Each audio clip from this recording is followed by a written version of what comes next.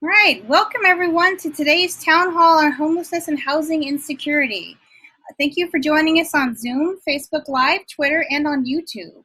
Just a quick note, everyone on Zoom, except for the speakers, will be muted. So if you are on Zoom, you can ask questions in the chat, and we will be reading them and reviewing them so that we can make sure that your questions get across to our panelists. If you're on the Facebook Live videos, you will be able to enter your questions into the chat, and then we will make if someone sees them and is able to get back to you. Let's start with some brief introductions. Our first panelist is Liam Amara. Liam Amara is a history professor from a working class background. 4 generations of his family have been members of the Longshore Workers Union. His mom has been a child care worker and has been a member of the Service Employees International Union. Liam has worked as a union longshoreman, a union fry cook, and a computer nerd. He later took on a lot of student debt to finish his PhD. Liam has taught college for 12 years and focuses on the history of ideas, including public policy and economics. Liam is the Democratic nominee for U.S. Congress in the 42nd Congressional District in Riverside County, California. Kate Schwartz has served as a licensed behavioral care therapist for over 3 decades and won a general election to serve as the director of the Fallbrook Regional Health District Board. Kate has spent her career advocating for healthcare for all and has owned a small business for 30 years. During the epidemic, she advocated for increased services for the local community. Kate Schwartz is running for the California State Assembly in the 75th Assembly District, which encompasses inland parts of San Diego's North County region and the southernmost reaches of the Inland Empire. Liz Lavertu is a mother, a small businesswoman, and the chair of the Spring Valley Community Planning Group. She has been an active volunteer in her community for over 20 years. Liz is running for state assembly to advocate for working families and push for policies that will help shape our education, healthcare, and environment. The 71st Assembly District is in East County, San Diego, Idlewild, Anza, Valley Vista, Sage, and more. Katie Melendez is a special guest with us. She is a candidate for the Vista City Council. She's a social worker with a bachelor's degree in biblical studies. As a social worker, she assists clients in finding housing stability and self-sufficiency. Katie served as an AmeriCorps volunteer where she built the volunteer program and served people with special needs. She also participated in the Residents United Network and has campaigned for affordable housing and solutions to homelessness. She's also a fellow at the Board and Commission Leadership Institute. DeniAntoinette Mazingo is a former candidate for the California 42nd Assembly District who was endorsed by the California Democratic Party. She's an advocate for women's issues, homelessness, and those left behind. As an attorney, DeniAntoinette works pro bono with the less fortunate. Her campaign was focused on the homeless communities and housing crisis in our country's state and county. Please be aware that the Facebook Live video feed is a minute or 2 behind the Zoom feed. We can hear and see you now, but just be a little patient with us. We're now going to go ahead and get started with Liam. Liam, your thoughts, please. I think I just did that on, oops. Sorry. So, hello again, Liam O'Mara for the 42nd Congressional District. We have on the panel today 2 experts in housing policy and 2 amazing assembly candidates who are up to speed on what's being done for Californians. So I'm going to focus a little bit more on the long-term picture. I am, after all, a historian, and since the federal government has so thoroughly lost its way, I'd like to point back to some of the lessons from the Great Depression that our representatives have forgotten. Or, in the case of our incumbent in the 42nd, probably never knew. He has, after all, made his fortune in corrupt land deals and exploiting the housing market. Franklin Roosevelt observed in 1937 that, quote, many millions of Americans still live in habitations which not only fail to provide the physical benefits of modern civilization, but breed disease and impair the health of future generations. He argued that failing to address these conditions would deepen generational poverty through ill health and lack of access to needed resources for self-betterment. And this would drag the entire country down. That we've not taken this warning seriously has kept us from realizing the promise of the policies he outlined. Roosevelt recognized that the state had an obligation to step in where individual efforts and market forces were insufficient to raise someone out of poverty. He created a housing agency along with the New Deal, which evolved into the current department headed by Ben Carson. Needless to say, it's fallen far from its original objectives. Without federal housing, the homeless population would be vastly higher than its already obscene levels of well over 500,000 people before the pandemic slowed down. And it and many other New Deal and Great Society programs offered millions a path out of poverty, something Dr. Carson seems to forget from his own childhood. Johnson-era policies alone lowered the national poverty rate by 10% in a decade before being dismantled in the Reagan Revolution. We've been backsliding ever since. Before the COVID-19 emergency, the middle class had already shrunk by 20%. The bottom half of the country had already lost $1 trillion in wealth, and the homeless population had already begun shooting up. 18 million families are housing insecure, paying more than 50% of their income on housing and unable to save up for an emergency. Almost nowhere in America can a minimum wage worker afford a 2-bedroom apartment. And housing remains substandard for almost 10 million Americans, directly causing injuries and health issues. More than 1 million US children have blood lead levels that are high enough to impact intelligence, behavior, and emotional development. Rather than address these kind of shortcomings and realize that potential of the American people as a whole, Republican administrations continue to cut funding from anti-poverty programs, support rent hikes for the elderly and the disabled, and encourage the gentrification of working class areas, forcing ever more people onto the margins of society. In his 1944 State of the Union address, Roosevelt argued for the right of every American family to a decent home as part of a proposed Second Bill of Rights. That right was enshrined in 1948 in the Universal Declaration of Human Rights, to which the U.S. is a signatory. That document proclaimed that, quote, everyone has the right to a standard of living adequate for the health and well-being of himself and his family, including food, clothing, housing, and medical care and necessary social services, and the right to security in the event of unemployment, sickness, disability, widowhood, old age, or other lack of livelihood in circumstances beyond his control. The time has come for this country to realize the promise of those words. We need to expand affordable housing by building safe and low-cost units across the country in urban as well as rural areas. We need to lower the price of rent and increase the income of most Americans, including through the use of a guaranteed basic income. We need to push back against the de facto segregation that still keeps poor and minority communities from achieving their potential. And we need to end the scourge of homelessness once and for all by putting people into housing now. Getting people off the streets and out of shelters affords folks the dignity that they need to get their lives back together. Much research has shown that a clear majority of the indigent, on the order of 80%, can become self-sufficient if given a place of their own first. This means that it goes well beyond the old handouts argument that Republicans like to use. We're not trying to encourage dependency, but rather the exact opposite. And all the evidence is on the side of the housing advocates. You've all heard the old saying about teaching a man to fish, right? Someone who's starving is not going to be the best student. So let's flip that around a little bit, shall we? If you give a man a fish for a day, you give him the time to learn to fish for himself. So thank you very much. Thank you very much, Liam. Let's go to Kate. Hello, everyone, and thank you so much for joining us for today's topic on housing insecurity and COVID-19. I would like to start with mentioning how proud I am that in 2013, I was part of a startup team for an innovations project funded by our Mental Health Services Administration in California, in which we created a crisis residential housing facility for youth and young adults. Within that program, I was responsible for creating the behavioral health aspects of the program. We provided housing as well as crisis treatment, trauma-informed care for behavioral health conditions. We took youth off the streets who had been involved and victims of human trafficking as well as gang affiliation, among other issues and backgrounds that they came from. And we also enrolled them in educational and vocational programs and were able to find them permanent housing upon their completion of our program. It was one of the best professional experiences of my career, and I can't say how important it was and how much it changed the lives of those young people.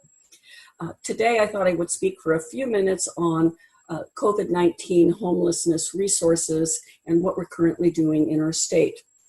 Much of the funding has come from the CARES Act, which of course was signed into law on March 27th. California developed the first in the nation COVID-19 statewide initiative called Project Room Key. And this is how our state has been addressing the housing insecurity during the time of COVID-19. And Project Room Key targets hotels in counties with significant homeless populations that are also experiencing high concentrations of COVID-19 transmission. Local governments have secured thousands of hotel and motel rooms for this purpose. And every hotel motel within the Project Room Key includes essential wraparound services as well. In addition, there's a partnership with Chef Jose Andres World Central Kitchen, which provides 3 meals a day to select Room Key hotels through a statewide contract to support local efforts as needed. To provide safer options during the COVID-19 pandemic, Project Room Key isolation units serve 3 critical public health purposes: prioritizing individuals experiencing homelessness who are asymptomatic but at high risk, such as people over 65 or those with underlying health conditions, and move them into a motel or a hotel unit where they can more safely self-isolate. Also providing isolation capacity for individuals experiencing homelessness who have been exposed to COVID-19, as documented through health services. And these individuals do not require hospitalization, but need isolation and quarantine. And then also providing isolation capacity for individuals experiencing homelessness who are COVID-19 positive, but who don't require hospitalization. Without these isolation units, their only chances to return to a congregate shelter setting or back to an encampment, both of which could lead to further spread of COVID-19. In terms of homelessness, what has our evidence-based research demonstrated are the solutions that are needed in order to address homelessness with any homeless program, We know what it takes to end homelessness, and the solutions include: number 1, housing. Housing provides a foundation from which a person or family can access the services and supports they need to achieve stability, just as Dr. O'Mara was mentioning, and to begin the recovery process and pursue personal goals. Second, in the solutions would be integrating healthcare. Integrated healthcare is necessary to treat and manage chronic health and behavioral health conditions that often affect their ability to stay housed and achieve their personal goals. People experiencing homelessness must have access to comprehensive health care. Building career pathways. One of the most effective ways to support individuals as they move out of homelessness and into permanent housing is increasing access to meaningful and sustainable job training and employment. Fostering education connections for children and youth experiencing homelessness. Schools can be the lifeline. They provide safety, stability, and connection to a community that can help mitigate the impact of homelessness. Strengthening crisis response systems is also part of the solution.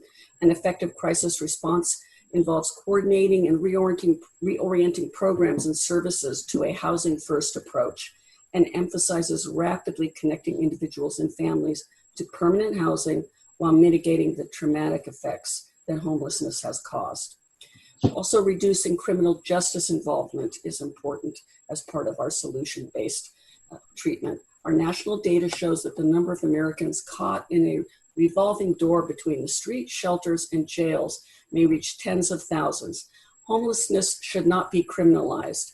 We need to move away from that approach and toward the approach called housing first. Practitioners with long histories of serving people experiencing long-term homelessness, adults know that withholding housing until people get better can result in people spending years on the streets as their health declines. People with severe mental illnesses cycle frequently between jails, hospitals, shelters, and the streets without ever achieving a stable home. Those that have seen this heartbreaking cycle, including myself, have too uncommonly given inadequate resources with which to help these individuals. We need to understand the fundamental truth. Withholding housing assistance doesn't help people, it hurts them. Housing First promotes housing stability and well-being. Instead of requiring people to stabilize before receiving housing, Housing First interventions focus on helping people achieve stability in housing first. This is often the critical precursor to other improvements in their lives. People with a foundation of a home are better positioned to take advantage of supportive services. They have the stability in which to engage in a job search. They have a platform in order to provide care and continuity for their children. And they have the safety that housing affords that allows those who want to address traumatic experiences with a skilled practitioner to do so at a pace that is healthy, unthreatening, and makes sense for them. They have a safe place to store medication and address their health and mental health needs. The absence of housing makes attaining personal goals that much harder to attain, if not impossible. Housing First focuses on providing the housing assistance and the supportive services that people require to sustain housing and avoid future homelessness. Study after study demonstrates that housing has many curative benefits for people experiencing homelessness. It is true it does not solve every need. People still require the additional supports to attain personal goals and continue to thrive. But one thing housing clearly does solve is homelessness. And individuals and families experience their local homeless continuum of care, and they can research or go online for continuum of care, or they can just easily call 211 for both San Diego and Riverside counties to be connected to housing assistance and specialists who can help them. County governments are responsible for placing individuals, again, in hotel and motel rooms through Project Room Key, through the state's new partnership with Motel 6. And they can receive more information on that by calling 211 within their county. Under the governor's executive order through May 31st, 2020, in addition, in order to prevent homelessness, evictions related to non-payment of rent for COVID-19 related economic hardships have been halted. And if you are financially impacted by COVID-19 and you can't pay your full rent, there is a moratorium on evictions. Please let your landlord know within 7 days that your rent is due, and please put it in writing that you need to access the moratorium on evictions. And I know that Liz Lavertu is also going to discuss some recent events regarding that in our county in San Diego.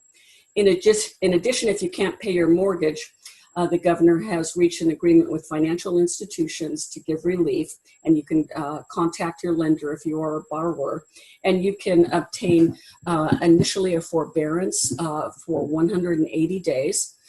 And then at that time, you can again contact your lender and discuss with your lender options for either repayment or a deferment, which translates into tacking on the unmade payments to the end of your mortgage loan. Again, if you need any assistance regarding housing or housing insecurity, please contact 211 within your county. Homeless veterans can contact their VASH program, which is Veterans Affairs Supportive Housing. And if you're a homeless vet, you can call 877-4AID -vet, and I will list all of this in the chat so you have the resources available to you. And the Regional Task Force on Homeless, in partnership with our region cities, the County of San Diego Housing Commission, and our homeless service providers, have developed a new system-wide coordinated plan to further help sheltered and unsheltered individuals so that they may remain healthy during the COVID-19. And again, you can go to San Diego COVID-19, and I will also place those resources in the chat room. I am very, very pleased to be here today, and also to be on this platform with so many different individuals of expertise in housing insecurity and homelessness. Thank you so much. Absolutely. For those of you joining us on social media, we will have all of these resources. If you come back and look at the video recorded versions, we'll have the resources listed there. If you can't remember a bunch of them, remember 211. That really is a critical place to get started. But just, stay tuned, because we will be making sure they're provided. Now we're going to go to Liz Lavertu. Hi, everyone. Liz Lavertu, candidate for State Assembly in the 71st Assembly District. Thank you for joining us again this week and every week as we talk about the important issues surrounding our communities. California, as I'm sure everybody knows, has had a homeless, and housing crisis for far too long. And with the current, pandemic, once the moratorium on rent and evictions is lifted, we're going to have a lot more people facing those issues than ever before. Mhm. People, families, and some people who have never, faced homelessness before. So we really need to get a jump on things now. It should have been done a long time ago. Housing first, yes, is the best method because, if you are shelterless and you give somebody shelter, guess what? They're no longer homeless or shelterless. So that's number one. Down here in East County, San Diego, I've been working with the Board of Supervisors to get tiny home communities built with services on site. We are finalizing locations. One of our locations fell through due to being in a flood zone, so we're continuing to look for it, but we are taking that property and turning it into a storage area so our shelterless can store their things during the day so that they can go to work and feel safe that their belongings will be there when they get back. It's just a drop in the bucket and by no means and a solution, but we are working towards those solutions down here. Just recently this weekend, Kate alluded to it, our sheriff down here in San Diego, Sheriff Gore, had decided that he was going to start evicting people who had evictions prior to COVID. But because we have, great, Nathan Fletcher on the County Board of Supervisors and Georgette Gomez, San Diego City Council, they were able to put enough pressure on him to ensure that we stop it until the moratorium's lifted. So, we can't be adding to the crisis that's already there. We need to make sure that there are short-term for now and long-term solutions put in place so that we don't continue growing this crisis to a place where it's unmanageable. Right now, main concern too is, with homeless families, children who are in school right now, who are homeless with the distance learning are at a big disadvantage and are falling through the cracks education-wise. So we need to make sure that, we can get them into housing that also has internet access so they can continue to learn and grow just like other children in their area. Another thing is we really need all levels of government working together, from national, state, and local, because that's how we're going to really solve this issue. We'll need federal funding, we'll need state funding, and local funding all working together to make long-term solutions. Building these tiny home communities with services on site, making sure that, developers that it's advantageous for developers to actually build affordable housing. Right now, it's not. There's so much red tapes and hoops to jump through in Sacramento just to build affordable housing that why would you if you can, profit off of housing like crazy in California right now? So we need to make, cut that red tape, make it easier for developers who want to choose to help our communities and build affordable housing to do so. So one of the things up in Sacramento, and I think Kate was in a conversation with us months ago, is, putting all of those resources for those grants and those loans for developers into one area. So they don't have to go to 7, 8 different locations and windows to get, the loans and the grants to build this, just, streamline it, put it all under HUD, have them go to one counter, one place, one time, and get this affordable housing built. And then, to Liam's point too, we need to be able to work full time and afford to live and eat, period. Anybody who works full time, they should have a housing option in their area in which they're working. So we need to make sure that we're looking at these, minimum wages in the areas and the cost of living. We can't have one minimum wage for the whole state of California because there's like a difference of affordable housing. I mean, San Francisco is going to be way more expensive, than El Cajon, where, down where I am. So we need to make sure that those things are actually connecting, that you can work full time and you can live somewhere and afford to eat as well.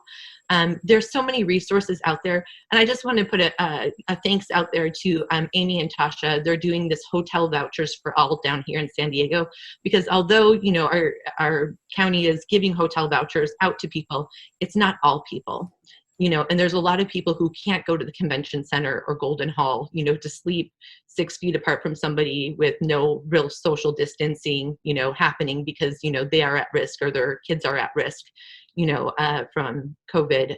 So we need to expand those efforts, especially during a pandemic. So I just want to thank them because they have been working 24/7 to house people. They've housed over 30 families so far and still have 100 people on the wait list, but they've raised, enough funds and got a lot of donations for, food and different things like that. So big thanks to them for helping our community. And just wrapping it up, like Kate said, homelessness isn't a crime. We need to be compassionate, and we need to look at this as far as how can we help people. And in the long run, we'll end up saving money by investing a little bit to get these people, the shelter that they deserve. Thank you. Okay, now we're going to turn to Katie Melendez, one of our two special guests for today. Thank you for joining us. Can you please share your thoughts? Hi, everyone. Nice to see you. My name is Katie Melendez. I am running for Vista City Council in District 3. But the reason why I'm here today is to talk about housing and homelessness and housing insecurity in our communities, and especially during COVID-19. So I appreciate that the flow of this conversation has become more and more local, right? So that's kind of where I'm coming from in this conversation. I'm born and raised in Vista, running for my local city council. And really at the end of the day, most of the contact with the community that I have had has been in a local setting, right? So whether it's providing services in a ministry setting or providing services in the nonprofit world, I have found that providing direct services to people experiencing homelessness has let me see the lack of resources that we have in our community and the high need for looking into solutions that are permanent, right? And I think that everybody has touched on this a little bit. There is a resistance to evidence-based solutions due to ideological roadblocks. And that is something that we are going to have to grapple with as leaders to be able to set a precedent to say these solutions work. They might be unpopular, but we know that they will help the community, and so we are going to fight for them. So that is what my fight has looked like. I see that I'm frozen. Is everybody able to hear me and see me okay? We can hear you perfectly. Okay, hopefully the video picks up then. Absolutely. So that's been my experience. Right now I'm serving in a drug and alcohol treatment program here in North County, and I'm providing direct services for the community, particularly folks experiencing homelessness. So why don't we go over a couple of the supports that are available in our community, and then we can talk about where some of the gaps are and how we need to advocate. So if you're homelessness in our region, right, and so we're talking to kind of our inland community here, we have mentioned 211, but that is a great resource. The 211 resources, whether it's 211 San Diego or another region, they are going to have all the shelter and housing options available for that region. But do keep in mind that because of COVID-19, some shelter options are limited due to the efforts to maintain social distancing, which is important, but it can result in less people being able to access those services. So to meet the demand, the County of San Diego did open the Downtown Convention Center as a shelter. Unfortunately, I have attempted to refer my clients to this option, but it was not really well received. People experiencing homelessness are often concerned about their health and safety being in super shelters like this one, and having dignified shelter options like expanding eligibility for motel vouchers, in my opinion, would be the best way to go. It gives people the opportunity to learn what it would be like to have their own space and develop the capacity and the responsibility to take care of their own housing. It's not a permanent solution. Hotels are not a permanent solution for people experiencing homelessness, but they are a dignified option, which is why I really prefer them. But remember that all housing supports depend on eligibility, whether that is motel vouchers, a shelter, or any other housing opportunity. That could have limitations for some folks, but it might open doors for others. So I highly recommend taking a local approach and looking at your local options and your local 211 operators to see if you're eligible for greater housing support based on a mental health diagnosis, your veteran status, disability, or other unique circumstance. So for example, I work in a drug and alcohol treatment program. We serve folks who are impacted by Prop 47. That means everybody in our program is involved in the justice system. And when they come into our program, they're oftentimes homeless, right? But because of their, being justice involved and having certain eligibility requirements, they're actually able to receive motel assistance from our program. So that's been a huge blessing, is being able to serve, our unique group of clients in a very individualized way, which will help them become more successful rather than lumping everyone into the same type of housing plan. So for folks who are unable to pay rent in this time, I know that there were several comments about the eviction moratoriums, right? The state eviction moratorium does cover you throughout the state of California. However, local municipalities have passed their own eviction moratoriums.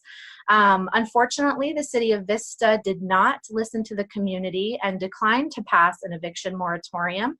The option that came before them at the city council meeting would have allowed for, here we go. Am I back on video? Awesome. The Vista eviction moratorium would allow for a 6-month payback period for tenants, and the Vista City Council declined that option. As we know that the economic fallout of this situation is going to last far beyond when those eviction moratoriums are lifted. So we really need to put pressure on these local decision makers to start to adapt and be willing to cater to unique circumstances, right? These are circumstances.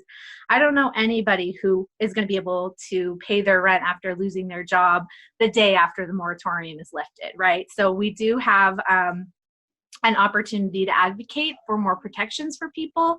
However, there are some cities that have done that, like Chula Vista, for example. So that's great. If you aren't able to pay your rent and you are affected by COVID-19, then you're protected by the eviction moratoriums. Just make sure you provide notice to your landlord as well as documentation of the cause of your job loss or other need related to COVID-19. And I can include a fact sheet from the Legal Aid Society of San Diego that will describe some of the points there that will help protect you. But it's important to be aware that a moratorium is not rent forgiveness, right? All of this is kind of trickling down into the people in our community who are going to be most affected. And those are working families, right? Who at the end of the day are affected by not only COVID-19 and the public health implications, but are concerned about the economic fallout that they're going to experience. And so another way that we can advocate for our community is by advocating for full rent abatement or full rent freezes versus simple eviction moratoriums, whereas a rent abatement would protect people from complete non-payment of rent. A rent moratorium simply postpones the eviction process. So that is something to keep in mind as we're advocating for our community. So in addition to eviction moratoriums, there are opportunities for rental assistance through various rapid rehousing and homeless prevention programs throughout the county and inland areas. Social service agencies like Interfaith Community Services, the Community Resource Center, and others administer assistance funds through county and federal funding.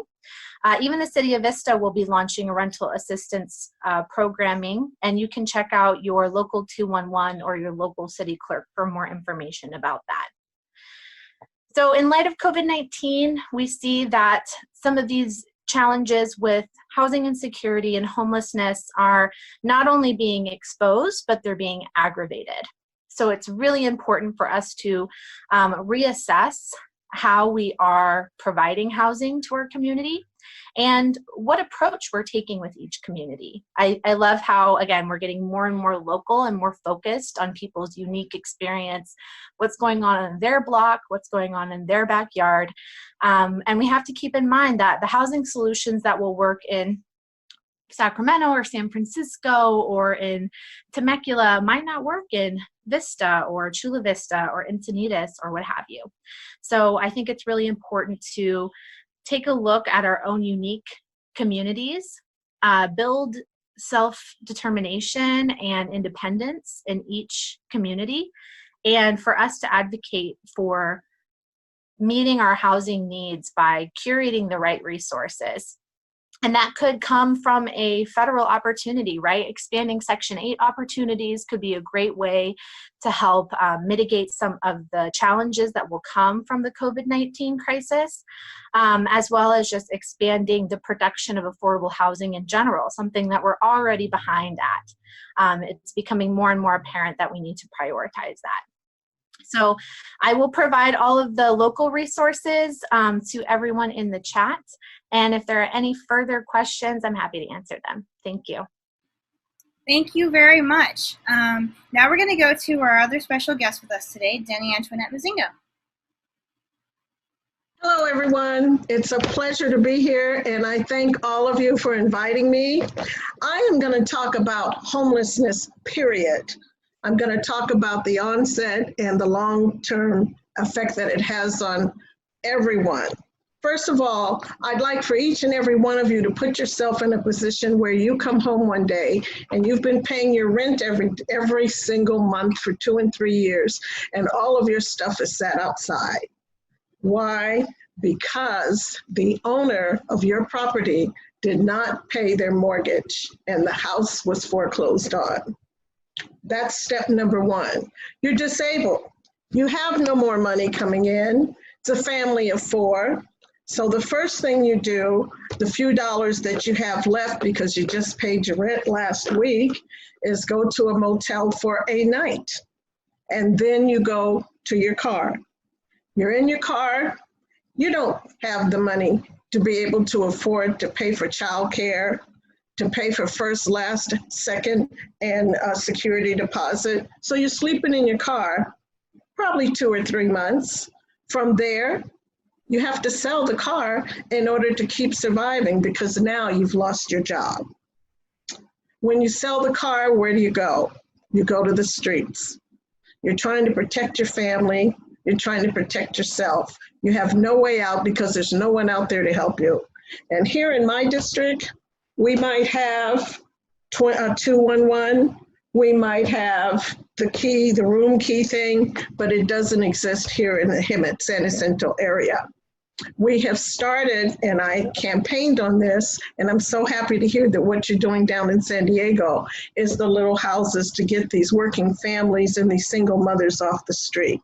Just imagine your child having to go to school with no nice clothes, clean clothes, not being able to take a bath, not having any food except what they receive at school, if they're able to go to school, because a lot of times they don't have an address and they're not allowed to go to school.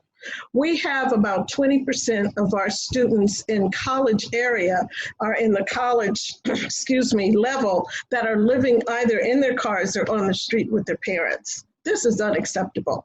But let's keep going on. We have our military people that were willing to give their life for us to have the safeties and the freedoms that we have in our nation, and they're on the street because they're being ignored. One of the issues with the people that are on the street after they've been out there a while is the mentality. Could you imagine being out on the streets and it's 90 degrees, 100 degrees, and you have nowhere to go? I just want you to focus yourself with your little girl or your little boy. Are you and your husband, are you by yourself sleeping under a slide for security? You're afraid to really go to sleep because you don't know if you're going to be robbed, beaten, raped, or just the elements around you. Now with this COVID going on, you're afraid to be around other people because you have no mask, you have no distancing, you have none of the freedoms that we have here in our homes. Let's take it a little further. Over in Banning, I'm working with the Banning City Council member, and we do have 20 little houses. It holds 2 people per house, and we've been over there, as I told the panel prior, trying to work with them. When they go into these houses, they have nothing except that cart that they were pushing. So they have no toiletries, they have no linen, they have nothing. The community has been coming forth, but you have to remember right now with the pandemic going on, people don't have the resources and the availability to be able to provide what is needed for these people. Now, let's say we get them in the little house. They're in the little house or in the hotel, as we have in some areas, but they're not there forever. Let's keep going forward. They have emotional, mental, and physical issues that must be addressed. And a lot of times they're not. We have to address the whole person, and this is not happening. So a lot of times the recidivism happens. Those that don't have the recidivism, they don't know how to migrate back into the community. They need training. They need training for just social living. They need training for education. They need to get back into our society. When we bring these people that are on the street, not wanting to be, back into society, it's a twofold win. It's a twofold win for society and also for the individual. They have pride. They're willing to give of themselves. They're willing to participate and to donate and to pay their way. Also, socially, we bring them back into the social norms of our nation. And this is what we are not doing. We are just turning our heads. We can see somebody on the street and walk right by like they don't even exist. This is our problem. This is our issue. It's throughout the world. It is throughout the United States, and we must address it. We have to bring these people back into the fold. If we don't, as it's been said before, it will be a continuum and it will continue to grow and grow and grow. So what I'm asking everybody to do is think about yourself out there and think about how you would bring yourself back. What would you do? How would you do it? Where would you go? We have a lot of remedies and a lot of, suggestions. Let's use those and get them out to the communities and let's help these people. They need help. And we're the only ones that can give it to them. If not, we're gonna have a sick nation. It's gonna be twofold, 10-fold, 20-fold if we don't address it and cap it now. That's all I have to say. I thank you once again for allowing me to speak. I'm trying to stay on my time. I have about 42 seconds left, so I just wanna thank you. Thank you very much. So, we're going to start our questions with one that I hear a lot these days. And it's a very simple question, but the solutions are, it's all over the place. So we've heard for years about how difficult it is to get people into temporary housing, how difficult it is to get people off the streets, if people are ill or have issues. It's so hard and it takes so long to find them some temporary housing. But with COVID-19, we've gone from having at least some of our homeless populations in some tiny homes, in motels, in some other types of solutions relatively quickly compared to the months and weeks and years that we are commonly told that it takes. Can some of you please share your thoughts on the speed at which, you can actually get somebody into temporary housing, into transitional housing, into permanent housing, what that realistically looks like from a real practitioner's perspective? I can speak for a moment on that.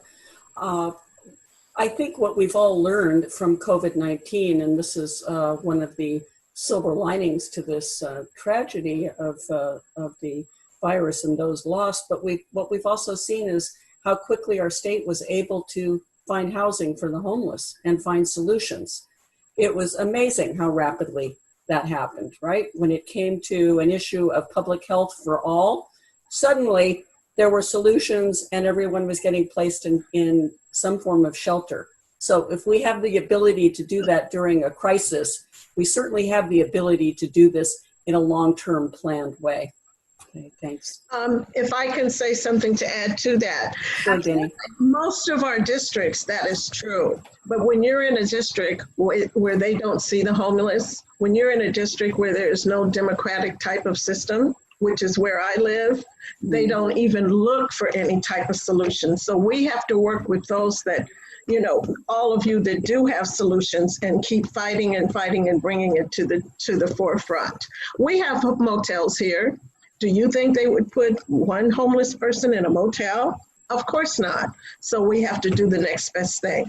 And there's always a solution if we work together and share our resources. That's the most important thing.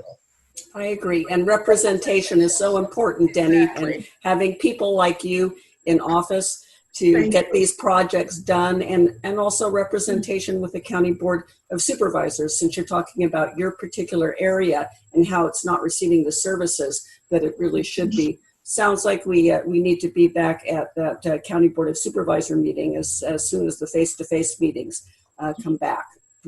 We're trying to fight. Good. Thank you. From a state level, because there's going to be a lot of properties opening up post-COVID, and some of them actually being hotels or motels, which are really quick and easy to flip and transition into, temporary housing for our homeless, bridge housing. The state can provide that, and the state can help dictate that if you're having, difficulties with your local leaders too, to ensure that we can get some of those properties purchased. I also would like to mention one innovative solution I thought of, again, during the COVID-19 crisis as perhaps part of that silver lining again.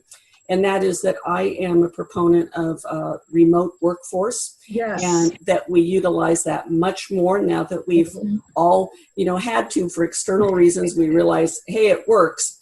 And think about all of those empty office buildings and what we could do with that, and creating affordable housing with those empty offices. I think that's one solution that we really need to look at, and I'd like to certainly push once I'm in Sacramento. Thanks. Well, Kate, when I join you in 2 years, we'll do that. But right now, I have been fighting for the last 7 years with our city council, redistrict a lot of the area Hemet and in all of Riverside County. We have so many buildings that are just rotting away. People have taken out the copper and whatever else they can use, and the buildings are just sitting there. Why can't we redistrict those areas? Have a 501c3 specifically come in and put these places back in shape and get our working families and our single mothers and seniors off the street. I mean, we could start there. And we have a lot of it. We have a lot of empty space, but the most important, as you were saying, are these buildings that are vacant. Katie, you have some thoughts? Kind of variability we're always going to see from place to place, because there are vast wealth disparities in this country. Yes. If we want speed in solving these problems, what we need is a federal housing guarantee. Thank you. It is a right established that everyone has the right to adequate housing in this country. Then you don't have to deal with local boards of supervisors, the cities, whatever. It will just get done. We will have to pass the legislation. We will have to provide the money for it, and people will get housed. I think responding to COVID, local leaders, state leaders, they were able to see an immediate public health risk due to people being on the streets due to COVID, right? And they could see the risk of our homeless community not being able to accomplish a shelter-in-place order. However, there are risks. There are public health risks of homelessness that existed before COVID-19, such as risks of infection due to lack of sanitation, lower life expectancy, higher rates of sexual violence and physical assault, right, that this community is experiencing. And I believe that most people in this call already believe are unacceptable, right? So we have to flip the narrative to addressing this as a public health crisis, because it already has been. And with COVID-19 and without proper treatment and vaccination, it will continue to be a public health risk. And that's not going to go away. It's just going to aggravate some of the problems that we already saw already. So I'm hoping that this can help us as advocates push the needle into a progressive space where we can use this opportunity where we are able to see the health risks of homelessness and act accordingly and apply that all across the board. And look at the hepatitis A outbreak Just that resulted from yeah, homelessness. like Ready to say, you're right. Yeah. yeah, it's one crisis to another crisis, and guess what? After this, there'll be another crisis. So let's Exactly. get ahead of it this time. Exactly. And the bubonic plague outbreak in downtown LA among the homeless. It's the bubonic plague. It's bizarre. It really is. And Well, it's great. One of the things that I think we need to keep we have to keep saying, and we have to keep fighting for and advocating for, if your city council, your whatever level, state, city, federal, local, or it doesn't matter, if they are not representing you and if they are not addressing the issues that you have, we have to vote them out. But the only way we're going to vote them out is if we stick together and we get to the polls and vote. Don't just vote because don't just not vote because you don't think it's going to do any good. We have got to vote these people out so that we can have the remedies that we need. I'm off my. So now we're going to get a little bit into the weeds about tiny houses as a remedy. So we have a comment in the chat from Desiree that is very on point. So we have a lot of different kinds or ideas of tiny housing and what those are supposed to be. A lot of different ideas all across this country. And she writes, tiny houses are only safe if each unit has running water and toilets. Public restrooms are one of the leading causes of the spread of COVID disease.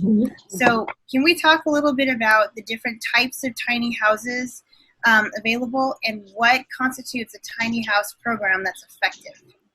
So what we've been looking at is, our tiny house community. San Jose was the model that the Board of Supervisors was looking at. We're pushing more towards like a Camp Hope type thing, which does have running water in each unit and, flushable toilets and everything, but also with resources on site.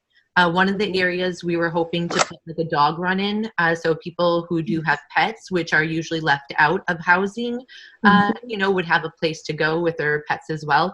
And then possibly at one of the larger locations doing like activities too, like guided activities like hiking and, different things like that is what we were talking about in our last meeting. So, we're looking at a couple different locations to have some, different amenities for what they need in their lives, whether there be one where it's like family focused, one where it has pet focus, but, making sure that it is actually, housing that people are happy to live in and not just being thrown into a convention center or Golden Hall or, things that don't feel as safe and don't feel as individualized. So that's what, currently we're working on down here.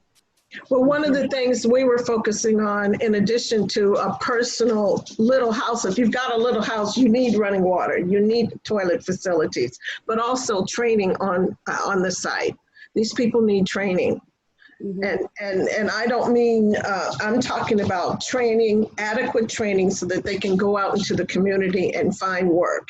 But in addition to that, we need to bring to our county and to our state, we need to bring industry where we can support the training that we will be providing. So that's one of the things that we were looking at as well. The site that we have up right now, cars are not allowed on it.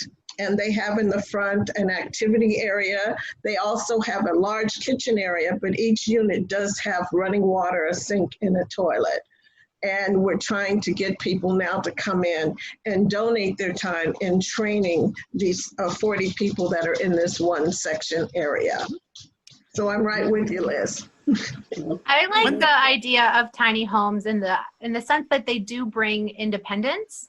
I think that being able to move into a more stable economic place, sometimes it's not possible to do it on your own with your own bootstraps, right? And so some of these housing opportunities, they wouldn't necessarily be permanent, but they could be transitional, right? And then once that person is at a place of self-sufficiency, they could move on, and then that space can be made available for a new person. One of the challenges that I have in my community where tiny homes are definitely part of the conversation. I'm a millennial, so I'll probably never own a home. And right, it's a joke, but it's also, you know, reality for most of us, that the idea of owning something and having equity in something is something that a lot of us may not experience. And something that we fight a lot in our community is a resistance to higher density development. Whereas a lot of our housing solutions could just be resolved by a couple of really affordable tall buildings. Really simple, right? And not super flashy, but they could lead to self-sufficiency for many, many families if we'd be willing to kind of expand what our approach to housing is in each community. And federally as well. So Liam will get the last thoughts on the subject, and then we'll go to the last question. Yeah, there are definitely advantages to the housing density, certainly. I've seen some interesting models like that just in small communities in Israel, because we're sort of used to, in the United States, everything's expanding outward ever in this sprawl there. I've seen tiny little communities in the middle of nowhere with a little skyscraper, and everyone can still live together, and there's a sense of community. But you can also build something like that with the tiny houses. And I think that would provide a way of getting past some of the right-wing narrative on this that makes all kinds of housing advocates a kind of like a charity or just throwing money out. If you establish on a big chunk of land a tiny house community where you're building individual tiny houses, they all do have their own sanitation facilities in them or whatever but they're sort of together. Anytime you put people together in a group, you naturally create an economy. People start spending money in the area. Next thing you know, they're opening up markets. Someone starts up a business. I'm going to walk your dogs for a couple of bucks. I'm going to take care of your lawns. And people start building up their own economic resources. Communities built around the tiny house model could provide a way for people to start putting their lives back together and building up their resources. And again, I want to bring up again that there is the surplus land and space to do this, as well as surplus buildings that are not in use, as we already discussed, that can be converted to affordable apartment units. So I think that's something that's really, really important to keep in mind. Also for veterans, I've wondered why we don't utilize some of the land on many of the military bases. There's plenty of extra land. Why aren't we using that land to create housing for our homeless vets? Wouldn't that make sense? They would have all the services they need there, right? They would have their grocery shopping. They would have medical services. There's usually a hospital, all of it right there. And there's many, many square miles typically on most of these military bases. So that's something that I think we really need to look at seriously and, and maybe begin to think about moving forward on. Veterans existed all So our last question is going to be... Excuse me. Come to Riverside. We have a facility at our base. Where is it? It's on off of the 215. Oh, March the March base? Yes. Okay. It's 132 units. And they're either single units up to 3-bedroom. They charge them what they can afford, and they do have all the facilities, and we do a lot of donating to them. Right. But yeah, good. And we should we're be going to doing go that to the nationwide. last now in the interest of time. In the last question, we're going to keep it as brief as we can, but this is going to be a really critical thing to bring up. So if we did go to a housing first approach, we got people into temporary housing or transitional housing, what are your top 2 services that they would need to have to help them be successful in staying housed, in making them successful in getting into permanent housing? I would say integrated health care, that's health and behavioral health care, and then job training. I would say definitely the emotional, mental part. And of course, if you have a healthy body, which is heart, soul, and mind, then you can go forward. And job training, I'm totally in agreement with you in that. And we have to give special to these children that are out there. Those are the ones that we really have to deal with and we really have to address. Thank you. Katie's next, and then Liz. I would say workforce development and educational development programming is really important, right? When people have the opportunities to accomplish their goals, including, things that we often see as lofty goals, right? Educational advancements that people want to be able to make to improve their lives. I think there need to be more opportunities for that, as well as trade opportunities. And of course, mental and behavioral health. And we need to recognize and honestly normalize the reality that people self-medicate when they're sleeping outside because it's incredibly traumatic, right? So people oftentimes will go onto the streets not having a substance use issue and come off the streets with a substance use issue, and that needs to be addressed as well. That's right. Yeah. Okay. Liz, and I think Liam. Agree and agree. We need job training and job placement. And we need to focus on getting them the healthcare resources that they need as well. And just making them know that the community, we love them, because that goes a long way. Okay. I'd just like to point out the extremely high incidence of LGBTQ individuals in homelessness, particularly youth who find that their families just do not accept who they are and throw them out on the streets. Far too many trans people, far too many queer youth are stuck homeless, and we need to provide some resources there to help them to reintegrate and realize that they are loved. And Liam, with you saying that, bullying in the home and at school for these children from K to 6 is unbelievable. And it's because they see themselves differently and they are being mistreated 24/7. And that's why they're on the street, a lot of them. And they do need to be taken care of. These are our babies, and this is tomorrow. So now we're going to go to our closing statements. We're going to try to keep it short. But, so let's focus on the priorities that you really want people to hear, that maybe something we haven't quite gotten to here. We're going to start with Denny and then Katie, and then we'll pull out a few more from there. Thank you. I know I have a really short time, so I'm going to rattle really quickly. The most important thing that I would like for everyone, including myself, to take away from here is we are not alone. We need to join forces. We need to share our resources, whether it's mentally.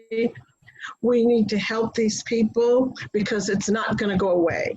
But like I said in the beginning, if the people that are representing your community do not represent you, then vote them out. We need help from the inside out, not from the outside in. And the only way we will do it is, like Liam was saying, if we are in control and if we can make changes. There's changes that can be made, but we have to do it. And the only way it will be done is by going to the ballot. That's the way we fight. When you see someone on the street, this is your neighbor. When you see them, find out the issues. Take a minute to talk to these people. A lot of them are very intelligent. The place that was built on March Air Force Base, a homeless man that was filthy walked in and said, "What can I do?" Come to find out, the man was an architect and he's the one that designed the facility. There's not a bunch of dummies out there, but do you understand where I'm coming from? We don't have to be in a big political position, although it helps. Every one of us are advocates, and every one of us need to stand up and support our other brethren and sisters and work with them. Thank you. And I love you. Katie. Thanks everyone for letting me join your call. It was really great to meet you. It's so awesome to hang out and chat with like-minded, progressive candidates and folks who just really want to make our communities better. I think my biggest takeaway in all of this is that if an elected official tells you that they can't do something, they're probably wrong. So if COVID has showed us anything, right, eviction moratoriums, rent freezes, motel vouchers for our homeless community, everything from the stimulus check and universal basic income, all of these protections to the community, our leaders stepping up and showing us that it can be done. So let's keep that party going. and really bring the community the quality of life that they deserve. Again, my name is Katie Melendez. I'm running for Vista City Council District 3. You can find me on Facebook and Instagram, Katie Melendez, Melendez for Vista. Awesome. So next we're going to go to Liz, Kate, and then Liam will take us home. Awesome. Again, Liz or Elizabeth Lavertu, as you'll find me on the ballot for State Assembly in the 71st Assembly District. Thank you again for joining and watching all the way to the end. Again, hope to see you again next week on Saturday. I'm just going to finish with this. Housing and healthcare are a human right. Right. Period. Thank you. And Kate. Yes, and I am going to conclude with what I typically end with, which is vote, vote, vote. Again, I'm Kate Schwartz. I've served patients and families in our healthcare system for 35 years, and now I'm running for the 75th Assembly District. I have the frontline experience necessary to understand the shortcomings and inequities in our healthcare and housing systems. I don't accept any dark corporate PAC money, and I won't settle for going back to the way things were. I will fight in Sacramento for a COVID recovery that leaves us better prepared for the next emergency, with a more inclusive economy that doesn't leave thousands without health care, housing, paid sick leave, or hazard pay for our essential workers. I'm running on a platform of healthcare, housing, highways, and habitat. KateForAssembly2020.com. Thank you all so much for joining us today. It was a wonderful discussion. Now, it's an expression that I use a lot, but not without reason. Those who refuse the lessons of history are condemned to repeat its mistakes. This country has forgotten what it's like to go through a serious economic crisis, and we have abandoned the sort of policies that could have prevented one. Much of the damage that we are facing now and will be through the rest of this year was avoidable, and much else can still be mitigated. But it will take the political will to look at what actually works and then to do it. And if the people currently in Sacramento and DC don't have what it takes, then it's time to replace them. On behalf of your regular host, please consider supporting Liz, Kate, and myself to be your voices in the halls of power. The time, energy, and donations of voters like you are the margin of victory that we need to put this country back on the right track. Right, everyone. So I hope you've really enjoyed the discussion here. We have an incredible panel, and we want to keep sharing with you. One of the things that two of the things that we will really be working on making sure we always cover is jobs in the economy, because they are critical to all of us to have jobs in the economy. We always want to leave you with something that you can definitely go out there and take action to help your lives. So just want to make sure that you know that EDD is now accepting pandemic unemployment assistance applications, especially for small business owners. So if you have a small business that is in need, get that application in, go to edd.ca.gov. We'll put the link in the chat wherever you are, and we'll make sure that you have that. Next week, we'll be talking about vote by mail, the new vote by mail requirements we have for this election, and we really want to have a really good discussion on voter suppression. It's important that we talk about these things because we have to help ourselves, and we have to make sure that we are able to help ourselves. So if you want to be able to keep voting and keep going, be part of the discussion, be part of the work. Thank you so much, and have a blessed day and stay safe.